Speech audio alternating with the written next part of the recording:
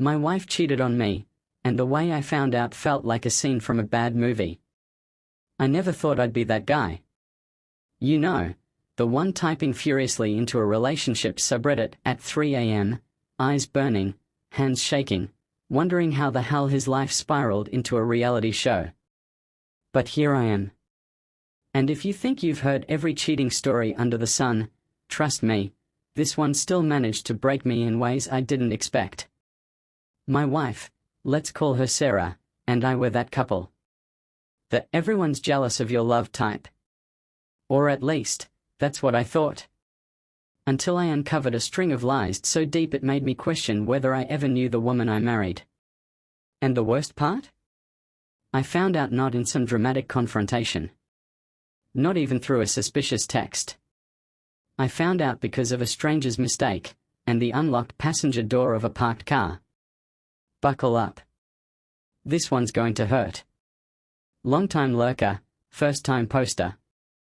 Never thought I'd be here, typing this out, but I guess betrayal will do that to a man. Call me Nate. I'm 34. I've been married to my wife, Sarah, 33, for 8 years. Together for 11. No kids. We always said we'd wait until we felt ready, which, looking back, might have been the first sign something was off. At the beginning, things were perfect. Or close to it. We met in college. She was loud, funny, the life of the party. I was the more grounded one, the guy who'd hold her here when she drank too much and walked her home in the rain without asking for anything in return. I thought that was love. And for a while, maybe it was. We moved in together after graduation, adopted a dog, bought a house a few years later. We had traditions: Friday night takeout, Sunday morning coffee on the porch. Inside jokes. Shared playlists. I thought we were solid. Not just married, but best friends. Then, about 6 months ago, things started to change. It was subtle at first. She was busy more often. Work events she didn't want me at. Group dinners where I'd hear about them after the fact. Her phone suddenly had a password. When I asked, she laughed and said, "I just don't like you snooping at my group chats." Snooping? I'd never once gone through her phone. Didn't need to. I trusted her. Foolishly. The intimacy dried up too, not just sex, but closeness. She started falling asleep on the couch more. Didn't reach for my hand anymore. Conversations got shorter. Cold. I chalked it up to stress. We'd both been working a lot. I thought maybe she was going through something and didn't know how to talk about it. I even suggested couples therapy once. She laughed. Said, "God, Nate. We're not some miserable couple on the edge of divorce. Stop being so dramatic." I remember that line so clearly now. Not because of what she said, but how she said it. She wasn't annoyed. She was smug. Like she knew something I didn't. And oh boy, she did. It happened on a Tuesday. Funny how something that changes your entire life can happen on the most boring day of the week. Sarah had been acting more distant than usual for the past few days. She claimed she was swamped with deadlines and had to stay late at work. Again. It was the third time in 2 weeks. I didn't question it, until I saw it. We share a laptop. Or we used to. She has her own now, but the old MacBook still sits in the kitchen and we both used to use it to pay bills, check emails, that kind of thing. That Tuesday night, I opened it to check our shared calendar because I was thinking of planning a weekend getaway, something romantic, maybe to rekindle things. What I found instead was her email still logged in. And one unopened message, bolded in her inbox, caught my eye. "Can't stop thinking about earlier. You're incredible. When can I see you again?" My stomach dropped. It was from A.D. Martin. I didn't recognize the name. I clicked. Big mistake. Or maybe the best decision I've ever made. The email was from some guy she worked with, a junior consultant she was supposedly mentoring. The message wasn't graphic, but it didn't have to be. It was intimate. Familiar. He mentioned her perfume. The way she laughed in the back of his car. Said he hadn't felt this electric in years. I felt physically sick. And it got worse. I searched D. Martin in her inbox. There were dozens of emails. Some going back months. Some marked as work travel. Some that included attachments, hotel confirmations, dinner reservations, even Uber receipts. One, in particular, broke me. Don't worry. Nate's clueless. He still thinks I'm his perfect little wife. He even packed my bag for the last trip. Smirking face. She mocked me. To him. After everything I'd done, the support, the effort, the loyalty, she was laughing behind my back like I was some pathetic sitcom character who didn't know his wife was screwing her coworker in a Hilton suite. I sat there, numb, for probably an hour. Staring at the screen. Rereading messages. Trying to understand how I'd been so blind. I didn't confront her that night.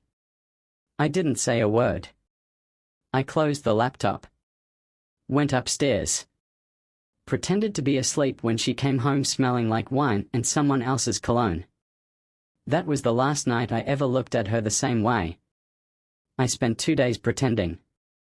Pretending I didn't know. Pretending I wasn't dying inside every time she texted him, thinking I was too dumb to notice.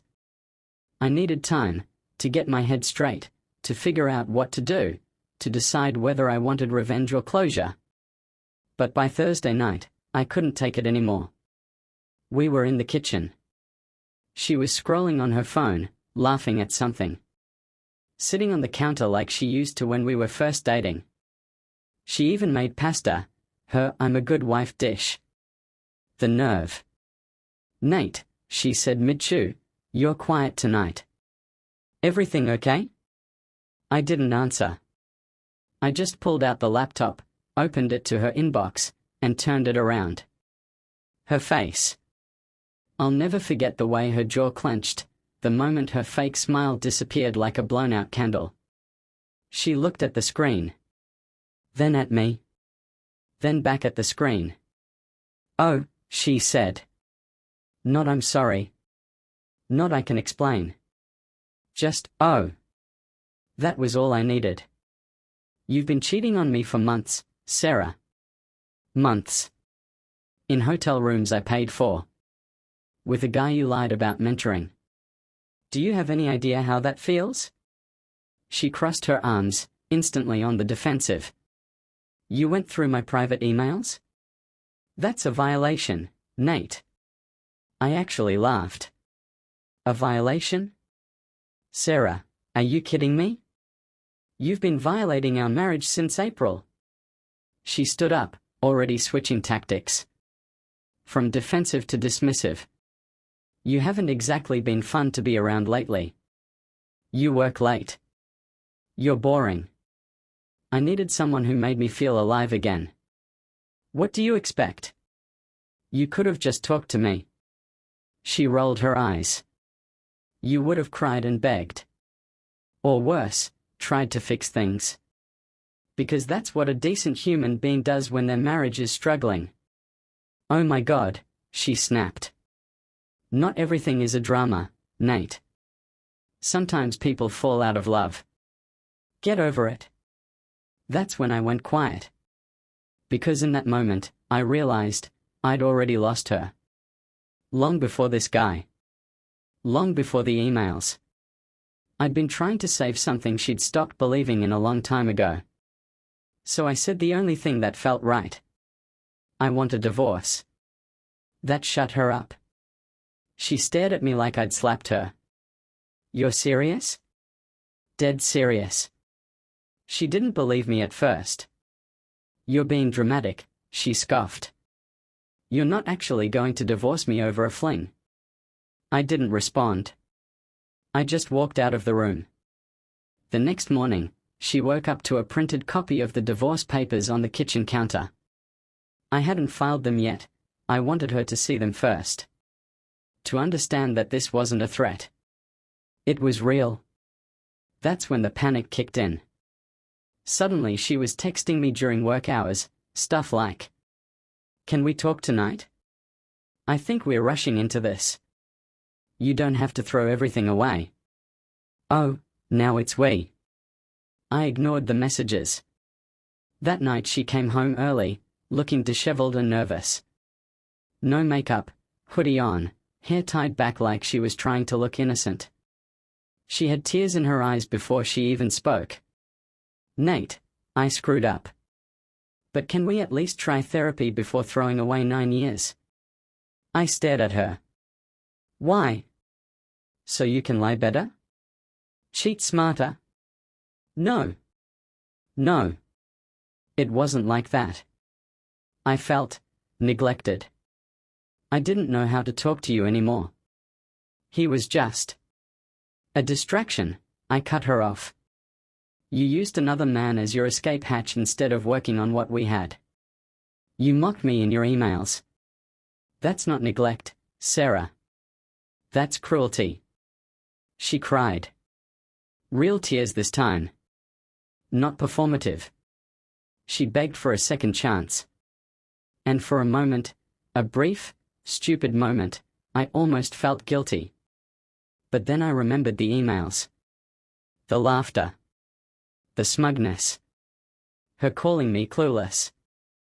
And all the effort I had poured into a marriage she was already trying to exit with someone else. I didn't raise my voice. I didn't throw anything. I simply said, "It's too late." But the real twist? That weekend, her affair partner's fiancé found me on Instagram. Yeah. Apparently, Sarah's D. Martin wasn't single either. Turns out, he was engaged. His fiancé had found messages too. She was furious, hurt, and ironically, the only person who truly understood how I felt. We ended up talking for hours over coffee. Her name was Haley. And in some strange, poetic way, she was the closure I didn't know I needed. The divorce went through quicker than I expected. Sarah didn't fight. Not really. I think once she realized I wasn't bluffing, once the papers were actually filed, she mentally packed her bags before she even left the house. She moved out a week later. No dramatic goodbye. No final "I love you."